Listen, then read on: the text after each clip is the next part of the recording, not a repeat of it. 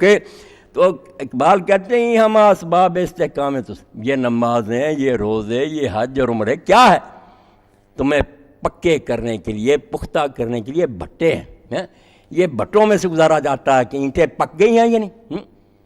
پختہ ہی محکم اگر اسلام ہے تو اگر یہ چیزیں پکی ہو گئیں اور واقعی اپنا اثر کر گئیں پھر پکا، پھر تو عمر بنے گا، ابو بکر بنے گا رضی اللہ تعالیٰ عنہ۔ دیکھتے ہیں کہ سلطنت پر آئے، کیا ہوا پھر؟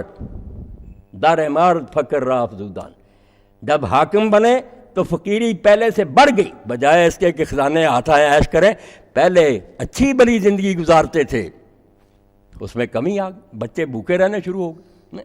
اب اس سے زیادہ عجیب بات ہے، پکے ہونے کا نتیجہ تھا کہ حضرت ابو بکر رضی اللہ تعالیٰ نے دیکھا کہ بچہ ان کا جو ہے وہ خربوزے کی پھانک کھا رہا، ایک ٹکڑا خربوزے۔ انہوں نے کہا خربوزہ کہاں سے آ گیا؟ بیوی نے کہا نہ بچے کو کچھ نہ کہنا، جو کھجوریں آپ لیتے ہیں اس کھجوروں کی جو گٹھلیاں وہ میں رکھتی رہی ہوں، وہ گٹھلیاں دے کر خربوزے والے سے اس بچے کو لے کر دیا۔ آپ نے فرمایا اچھا، وہ گٹھلیاں بھی کام آتی، جمع کرایا کر۔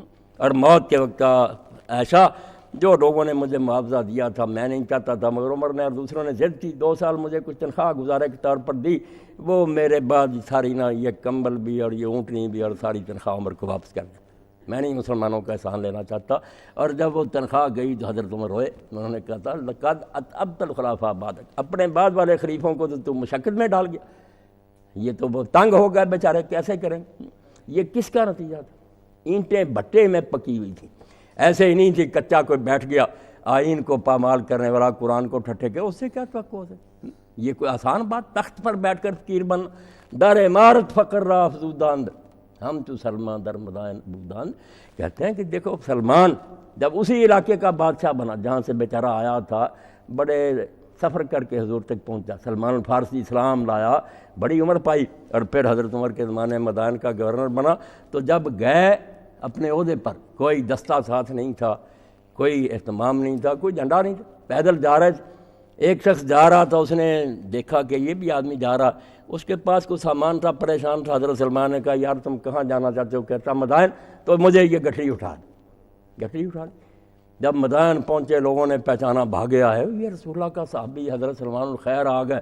وہ مسافر پریشان ہوا، اس نے کہا یہ مجھ سے بڑی گستاخی ہوئی، یہ کون ہے؟ انہوں نے کہا یہ گورنر ہیں، حضور کے صحابی ہیں۔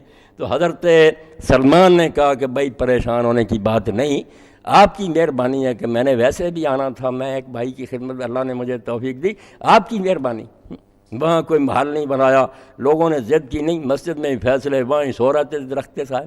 اور موت کے وقت بھی لوگوں نے دیکھا روتے تھے، تو انہوں نے کہا سلمان آپ نے کیا سامان اکٹھا کیا جس پر رو رہے ہیں؟ کہنے لگے نہیں حضور نے مجھے کہا تھا سلمان پل سرات بہت نازک گاٹی ہے، ہلکا سامان لے کر آنا مسافروں جیسا، میں سمجھ رہا یہ گھڑے وغیرہ بھی زیادہ۔ کہتے ہیں ہم تو سلمان در مدائن بودا، وہ فقیر جو تھے وہ سلمان کی طرح رہے، کوئی گورنری کا نہیں تھا اثر، مگر یہ پکا ہونے کا نتیجہ تھا۔ دیکھتے ہیں آپ نے، میں نے چند آیتیں پڑھی، بار بار اللہ کہتا ہے یہ جان کر رکھنا کہ اللہ جان رہا جو کچھ تم کر۔